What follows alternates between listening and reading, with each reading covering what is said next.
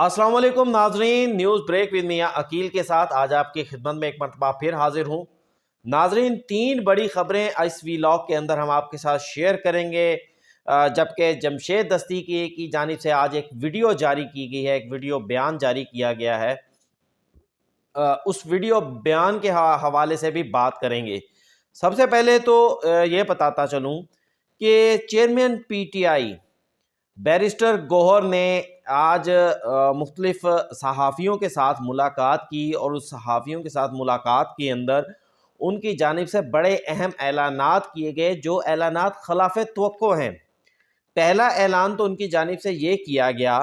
कि बल्ला का निशान नहीं भी मिलता तो जो निशान मिलेगा उसके ऊपर इंतखाबात लड़ेंगे, इलेक्शन का बाइकआउट नहीं करेंगे। ये दोनों बड़ी खबरें हैं, यानी पाकिस्तान तहरीक इंसाफ बल्ले के निशान से पीछे हटने के लिए तैयार हो गई है। या पाकिस्तान तहरीक इंसाफ को इस यकीन इस हद तक चला गया है कि उनका कहना है कि हमें बल्ले का निशान अगर नहीं भी मिलता तो वो जो भी निशान दिया जाएगा पाकिस्तान तहरीक इंसाफ को, वो उसके ऊपर इंतखाबात लड़ने के लिए तैयार हो जाएंगे। अब अगर इस हवाले से इलेक्शन कमीशन का जो फैसला है, जिसमें उन्होंने पाकिस्तान तहरीक इंसाफ के इंट्रा पार्टी इलेक्शंस के ऊपर एतराज़ किया है, अगर उस फैसले को मद्देनज़र रखेंगे तो फिर पाकिस्तान तहरीक इंसाफ जो पार्टी है उसको कोई भी निशान फ़िलहाल मिलता हुआ नज़र नहीं आ रहा, क्योंकि उसके अंदर बड़ा वाज़ेह तौर पर कह दिया गया। और फिर जब लिस्ट जारी की गई थी इलेक्शन कमीशन की जानिब से, तो उसमें भी पाकिस्तान तहरीक इंसाफ के नाम के आगे किसी भी चेयरमैन का नाम जो है वो नहीं लिखा हुआ। यानी पाकिस्तान तहरीक इंसाफ की जो जमात है वो कागज़ों के अंदर बग़ैर चेयरमैन के है, बग़ैर लीडरशिप के है। इसलिए लीडरशिप की जानिब से जो निशान क्लेम कोई भी इंतखाबी निशान क्लेम करने का जो प्रोसेस है, पाकिस्तान तहरीक इंसाफ उसका फ़िलहाल जो है उसका क्लेम नहीं कर सकती कि हमें फ़लाँ निशान दिया जाए। लेकिन फिर भी उनकी जानिब से एक बल्ले के निशान के ऊपर बड़ी बात की गई। फिर उन्होंने ये भी कहा कि पेशावर हाई कोर्ट का जो फ़ैसला था वो बड़ा वाज़ेह था, लेकिन उसके बावजूद पेशावर हाई कोर्ट के हुक्मनामे के बावजूद भी उन्हें बल्ले का निशान नहीं दिया गया। शायद मैं तो ये कहता हूँ कि उन्होंने हथियार डालना इलेक्शन कमीशन के सामने हथियार डालने का फ़ैसला कर लिया है, वरना पेशावर हाई कोर्ट में कंटेम्प्ट में भी जाया जा सकता है, मामला कंटेम्प्ट में भी उठाया जा सकता है। इलेक्शन कमीशन के पेशावर हाई कोर्ट के फ़ैसले के ऊपर फौरी तौर पर अमल दरामद के लिए दरख्वास्त भी दायर की जा सकती है। लेकिन फ़िलहाल जो बयान आया है उस बयान के अंदर कह दिया गया है कि पाकिस्तान तहरीक इंसाफ बल्ले का निशान के बगैर जो भी निशान मिलेगा उसके ऊपर इलेक्शन लड़ने के लिए तैयार है। फिर दूसरा उनकी जानिब से बहुत अहम ऐलान किया गया। हालांकि इमरान खान जो कि बानी पीटीआई हैं, जो पीटीआई के असल रहनुमा हैं, उनकी जानिब से हमेशा कहा जाता रहा है कि जनाब इस्टेब्लिशमेंट के साथ बात नहीं होगी। इस्टेब्लिशमेंट से जो वो अपनी तकारीरों के अंदर भी उस वक्त के जो आर्मी चीफ़ थे, फिर मौजूदा आर्मी चीफ़ और फिर जो इसके अलावा आईएसआई थे, उनके ख़िलाफ़ बात करते रहे, उनके ख़िलाफ़ बोलते रहे, जिसके नतीजे में ही 9 मई का वाक़या पेश आया। ऐसा नहीं था कि 9 मई का वाक़या जो था वो पाकिस्तान तहरीक इंसाफ के कारकुनान ने कोई अपने जहन में कोई चीज़ बना ली, बल्कि ये पाकिस्तान तहरीक इंसाफ की क़यादत, जिसमें इमरान खान का मरकज़ी किरदार है, उनकी तकारीर के अंदर फ़ौज के मुखालिफ एक बयानिया बनाने की कोशिश की गई। और फ़ौज के बयानिया बनाते बनाते वो इस हद तक चले गए कि उन्होंने लोगों को ये तरगीब दे दी कि आप जो है वो हमले करें, आप इस हद तक चले जाएं कि जहाँ से वापसी मुमकिन नहीं थी उस हद से। बहरहाल आज बैरिस्टर गौहर जो हैं वो उन्होंने बड़ा ऐलान कर दिया है कि जनाब पाकिस्तान तहरीक इंसाफ की इस्टेब्लिशमेंट समेत किसी से भी कोई लड़ाई नहीं है। फिर उन्होंने चीफ जस्टिस पाकिस्तान काजी फ़ाइज़ ईसा के हवाले से भी उन्होंने कहा कि वो इस सारे मामलात में मुदाखलत करें और उनके ख़िलाफ़ नोटिस लें। बहुत अच्छी बात है जनाब, अल्टीमेटली चीफ जस्टिस काजी फ़ाइज़ ईसा हों या चीफ जस्टिस ऑफ पाकिस्तान जो भी हों, इंतखाबात साफ शफाफ इंतखाबात कराना उनकी ज़िम्मेदारी है। आपकी जानिब से उनसे अपील करना भी अच्छा है, लेकिन दिन भर जो कुछ चीफ जस्टिस काजी फ़ाइज़ ईसा के ख़िलाफ़ होता है, और सिर्फ आज नहीं रोज़ाना आपके कारकुनान की जानिब से होता है, क्या आपने भी कभी उसका नोटिस लिया है?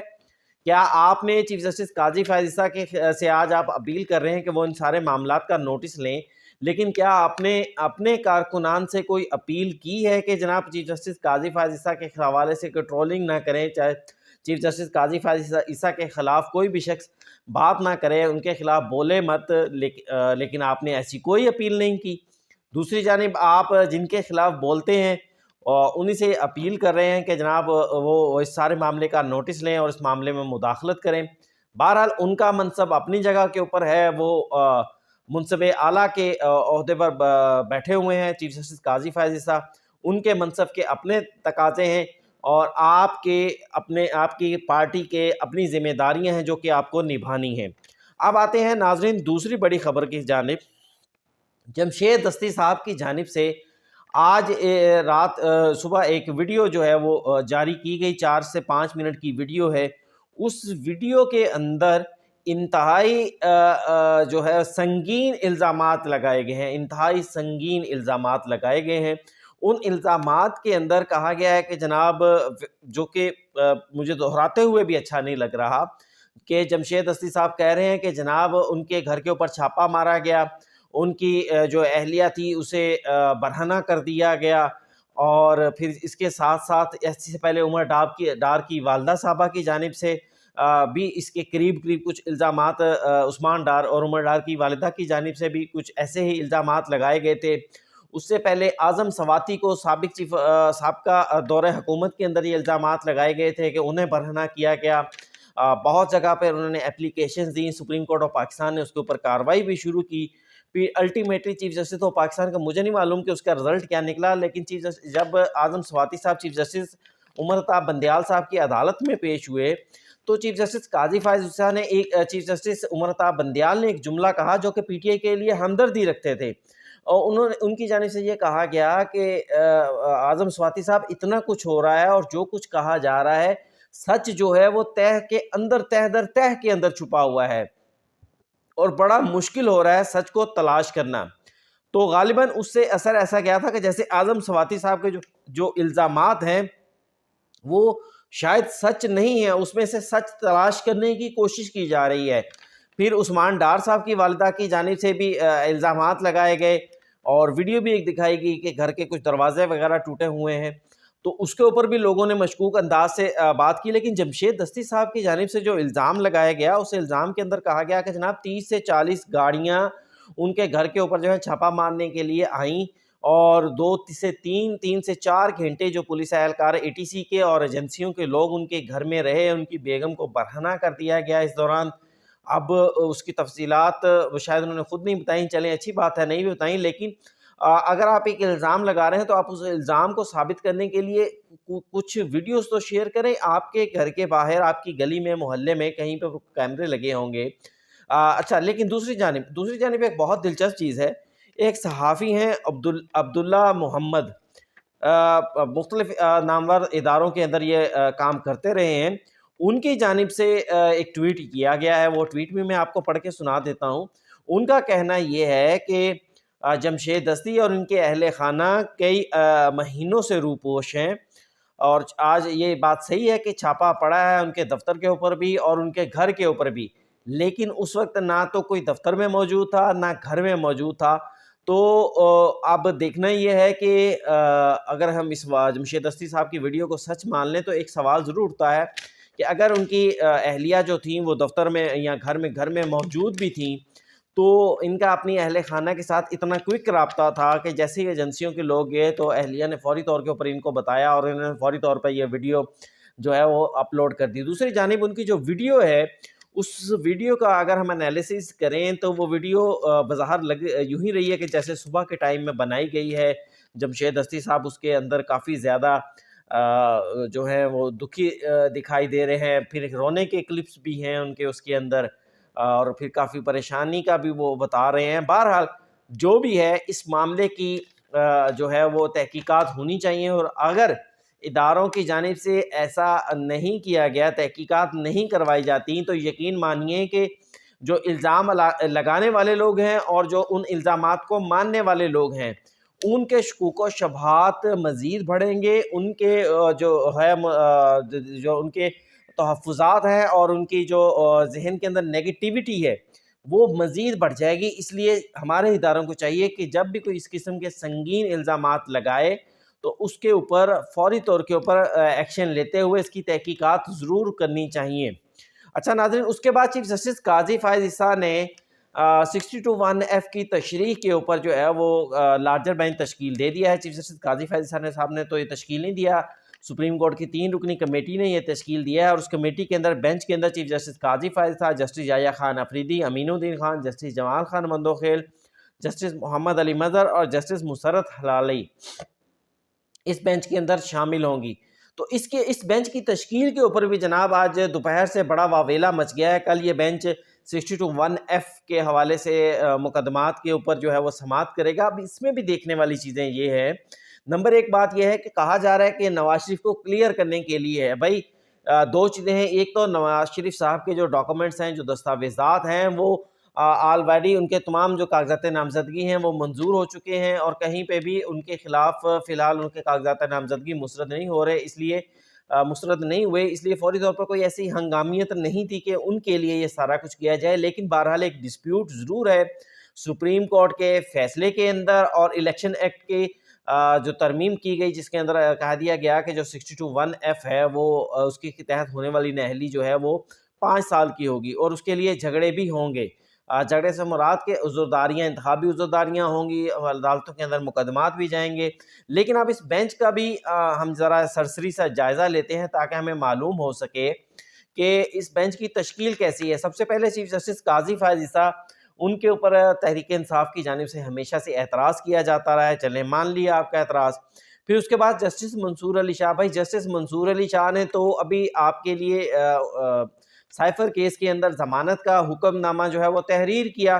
اور نہ صرف ضمانت کا مقدمہ تحریر کیا بلکہ ان کے اوپر اس بات کے اوپر تنقید بھی ہوئی کہ آپ نے ضمانت کے مقدمے کے اندر اتنی زیادہ آبزرویشنز لکھ دیں جس سے سائفر کا جو مقدمہ ہے وہ مقدمہ ہی فارغ ہو گیا۔ اور پھر آگے آتے ہیں یحییٰ خان افریدی صاحب۔ یحییٰ خان افریدی صاحب کو آپ کس طرح کہتے ہیں؟ یحییٰ خان افریدی صاحب نے اس سے پہلے 2 سے 3 مقدمات میں عمران خان کو ریلیف دیا۔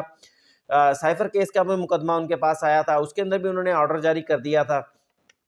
پھر اس کے ساتھ ساتھ حالانکہ وہ عمران خان کی جو درخواست تھی غیر مؤثر ہونے کے باوجود بھی توشہ خانہ کیس کے اندر انہوں نے ٹرائل کورٹ کے حوالے سے عمران خان کی